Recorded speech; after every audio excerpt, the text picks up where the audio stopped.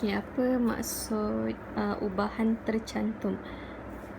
Ubahan tercantum maksud dia 3 atau lebih pemboleh ubah.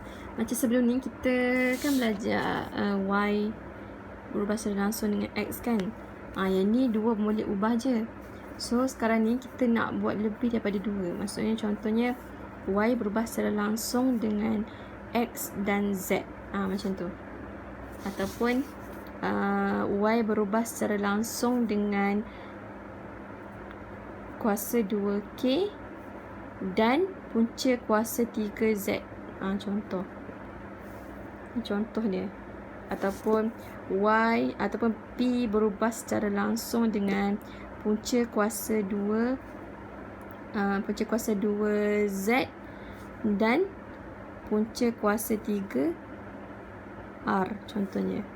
Maksudnya dia lebih atau dan ditambah lagi dan punca kuasa 3S. Yang ni ada 4 pemboleh ubah ni. Ini ada 3. Maksudnya 3 atau lebih. 3 atau lebih dia boleh masuk. Ini maksudnya ubahan tercantum. So dia punya basic dia sama je lah. Cuma beza dia ada lebih boleh ubah sahaja. So contohnya soalan dia suruh hitung pemalar K. Ni contoh dalam soalan latihan dalam buku teks 2A. So contohnya dia suruh cari pemalar, hitung K, dan dia punya keadaan dia punya hubungan ubahan dia P berubah secara langsung dengan Q kuasa 3 dan R kuasa 1/3. So mula tulis dulu dia punya hubungan ubahan dia. P berubah secara langsung dengan Q kuasa 3 dan R kuasa 1/3. Ni mula-mula yang kita kena buat. Lepas tu kita tukarkan kepada bentuk persamaan sama dengan, bila tukar je kepada persamaan, kita kena munculkan K kat depan, and then kita salin je dia punya belakang ni. Okay, lepas tu apa nak buat next? Cari K. Sebab sekarang ni kita punya tujuan nak cari K kan, hitung K. So nak cari dia, masukkan nilai yang diberi. Diberi apa soalan dia? Yang ni lah. So P dia 5.184. Yang ni K biar je yang kita nak cari. Q dia bagi 1.2. So 1.2 cube kuasa 3. Dan dia punya R dia bagi apa? 216 kuasa 1/3. Okey, korang kena tahu juga kuasa 1/3 ni apa maksud dia.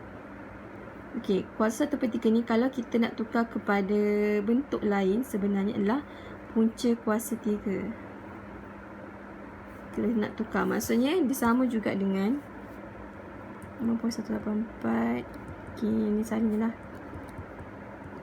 Okey, 216 kuasa 1/3 kita boleh juga tulis dalam punca kuasa 3 216. Dia sama maksud. Kuasa 1/3 sama maksud dengan punca kuasa 3. So ingat benda tu. So maksudnya kalau nak tekan kalkulator, bolehlah sama ada nak buat kuasa 1/3 ataupun punca kuasa 3. So kita nak cari dia. So carilah dia punya K dia. Maksudnya kira ni dulu. Ini. So maksudnya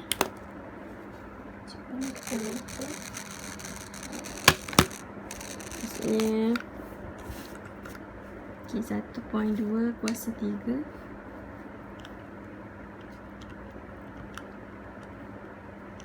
Apa hubungan diorang ni? Ni antara 1.2 kuasa 3 dengan ni, hubungan dia darab tau. Darab. So 1.2 kuasa 3 darab punca kuasa 3, punca shift kuasa 2, dia akan jadi kuasa 3, shift kuasa 2, 216. So dapat jawapan 10.368. Dia dapat okey.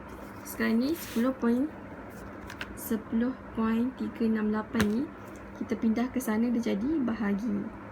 So maksudnya nak dapatkan K 5.184 bahagi bahagi berapa tadi? 10.368. 10.368 macam tu, sebab dia nak pindah ke sana kan. So 5.18, kita straight je, 5.184 bahagi answer. So jawapan dia adalah 0.5. K dia 0.5 ataupun kita nak tulis 1/2 pun boleh. So inilah K dia. Senang je. Dia punya konsep dia sama je kan, macam ubahan secara langsung. Beza dia banyak pemulihan ubah je. So mistake tu dia senang nak buat, so hati-hati.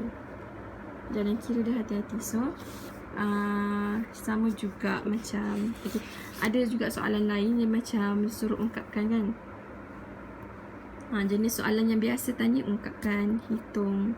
So sama je macam tadi, ungkapkan Y dalam sebutan X dan Z jika jika Y berubah secara langsung dengan X, kita ikut je soalan. Y berubah secara langsung dengan X dan kuasa 2Z. So kuasa 2 maksudnya Z kuasa 2 lah. So ikut je soalan dia nak apa. Macam ni first kali. Lepas tu tukar kepada persamaan. Bila tukar pada persamaan, kita munculkan K, X, Z kuasa 2. And then cari K. Yang tu je step dia. Step dia sama je. So macam nak cari K, kita masuklah apa yang dia bagi. Yang dia bagi apa dia? Y dengan 6. Y sama dengan 6. K lepas tu X apa dia? 0.64. Lepas tu Z dia bagi 5 kuasa 2. Masukkan nilai yang apa diberi. Dan jangan lupa kalau ada kuasa ke punca ke, jangan lupa untuk letak. So carilah K. So cari ni dulu. Lepas tu dia pergi sana jadi bahagi. So maksudnya 0.64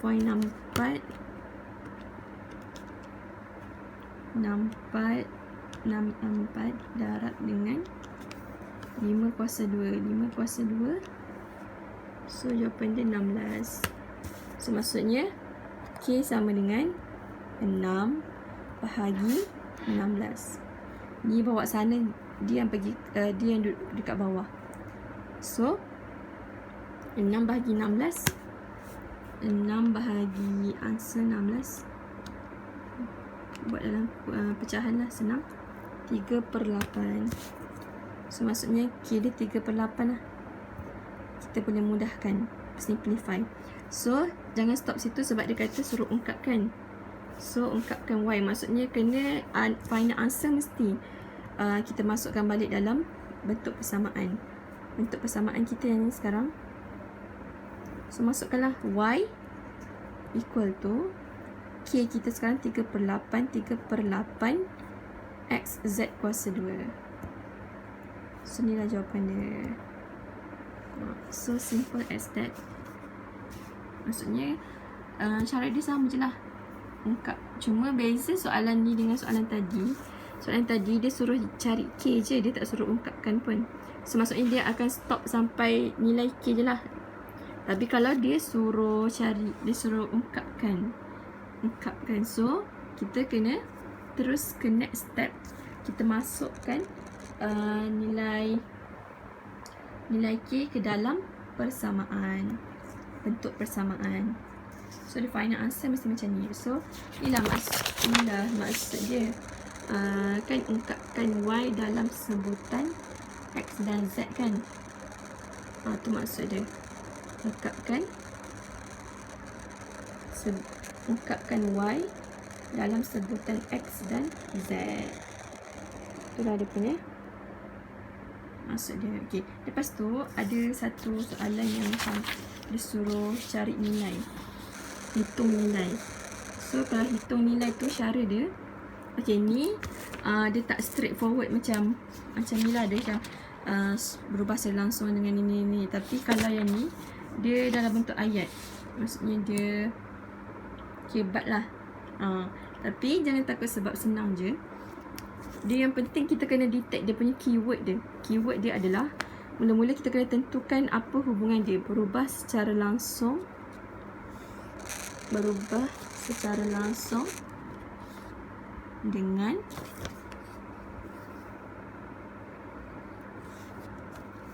jisim. Okey, memula detect dulu dia, identify dia punya pemboleh ubah. Pemboleh ubah dia E, lepas tu jisim dia W dengan laju V. Dia ada 3 pemboleh ubah. Dah identify pemboleh ubah, lepas tu identify dia punya hubungan secara langsung dia. Ubah secara langsung dengan jisim W saja, lepas tu kuasa 2 V. Okey, so kita kena terjemahkanlah. Tenaga kinetik ni dia berubah secara langsung dengan jisim W. So terus W sebab dia tak ada apa-apa. Dan kuasa 2 laju V. Maksudnya kuasa 2V. Maksudnya V kuasa 2. Ni dia punya terjemahan dia. Terjemahan dia senang je kan? Kita kena tengok soalan tu dia nak apa. So sekarang ni ubah secara langsung W dengan V. So berubah secara langsung dengan jisim dan kuasa 2 laju macam ni. Lepas tu kita tukar kepada persamaan lah. Sama dengan K W V kuasa 2. Okey, dah saya sampai sini. Lepas tu kita nak cari K kan. Nak cari K, kita masukkan nilai pemboleh ubah. Dari mana? Yang dia bagilah, diberi. Dia biasa ayat diberi ni. Yang tu lah. Jisim 3 kg. So jisim dia, W dia 3 kg. Bergerak dengan kelajuan 12. Kelajuan dia laju maksudnya V. Lepas tu E ialah 216 joule. Maksudnya dia punya E. So kalau korang tak tahu nak identify, dia cakap, maksudnya macam confuse, ni dia cakap pasal W ke, cakap pasal V ke, pasal E ke. So tengok unit. So kita katakan kg kan. Kg maksudnya ni jisim dia lah, W. Lepas tu dia punya kelajuan, tengok dia punya unit dia, ms negative 1. Yang ni ms negative 1. Maksudnya dia masukkan 12 ni V lah. Lepas tu joule, tengoklah joule maksudnya E. Dia punya tenaga kinetik E dia. Macam ni cara identify dia. Jangan takut kalau banyak-banyak panjang-panjang macam ni. Padahal sebenarnya senang sahaja. So kita masukkanlah W, dia punya E dia apa tadi? E dia adalah 216. 216 sama dengan, so K dia biar je kita nak cari. W adalah 3. Dia punya V ialah 12. So masukkan 12 kuasa 2. Jangan tinggal biasa student kadang dia careless, dia tertinggal 2 tu, dah salah jawapan nanti. So cari jawapan bagi ni dulu, lepas tu dipindah ke sana jadi bahagi. So 3 darab 12 kuasa 2 432. Maksudnya K sama dengan 216 bahagi 432. Benda yang kita pindah tu yang duduk kat bawah. So 216 bahagi answer 0.5 ataupun 1/2 lah.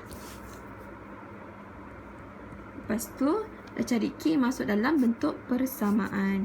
E sama dengan 1/2 W V kuasa 2. So dia punya persamaan. Jangan stop sampai sini sebab soalan dia nak apa, tengok soalan.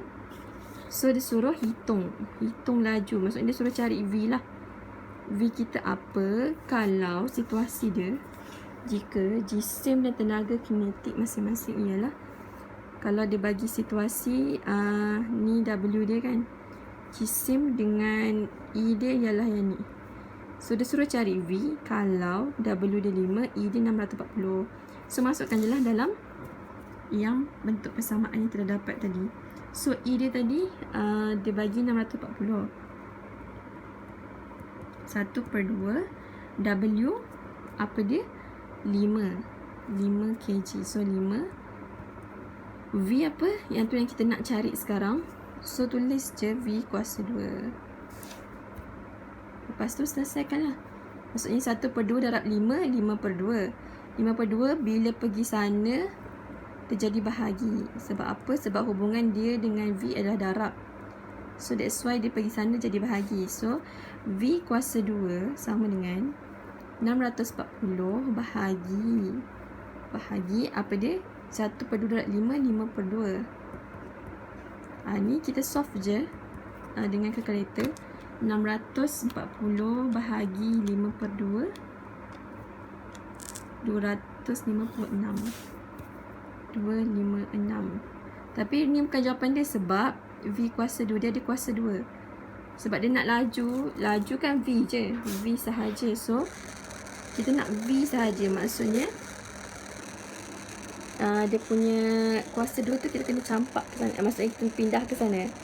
Okey, macam nak pindah ke sana, cara dia kuasa 2 ataupun kuasa apa-apa pun, kalau dia pindah ke sana dia jadi punca.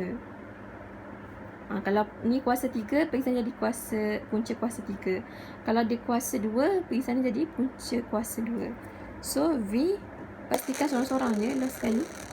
So dia punya last sekali V equal to kuasa 2 pergi sana jadi punca kuasa 2. So ingat benda tu basic. 256. So 25 punca kuasa 2 square root 256 adalah 16. So V dia adalah 16. 16 apa? Unit dia apa? Unit kita tengoklah. Kalau tak tahu, kita tengok dia punya soalan dia. Dekat soalan dia punya unit laju adalah ms -1 meter per second. So laju dia adalah V equal to 16 meter per second. So itulah dia punya jalan kira dia. Jalan kira dia mudah je, sama je macam sebelum ni yang kita belajar ubah secara langsung. Cuma beza adalah dia lebih banyak pemboleh ubah. So yang tu je lah dia punya jalan kira dia. So harapnya faham dan boleh buat main latihan lagi. Tapi dia punya basic dia punya ni sama je lah, macam ni je lah.